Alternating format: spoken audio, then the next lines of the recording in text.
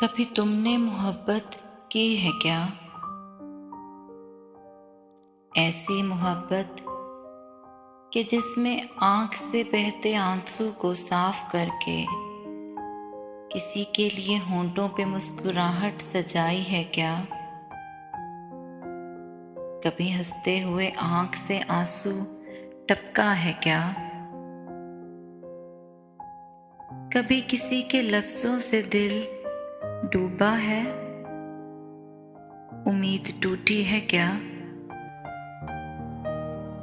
क्या कभी टूटे इरादों से सफ़र शुरू किया है? कभी ऐसी मोहब्बत की है क्या? कभी मंजिल को लम्हे में बिखरता देखा है क्या? किसी की ख्वाहिश में दर्द जिस्म में बिखरते महसूस किया है क्या? कभी देखा है कि मोहब्बत में उदासी तुम्हारा लिबास बन जाए और अज़ियत खून की तरह रगों में बहने लगे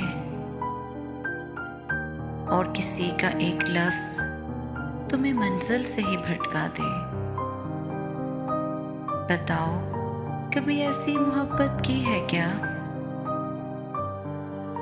कि किसी की आँख की बेगानगी तुम्हें दुनिया से ही बेगाना कर दे?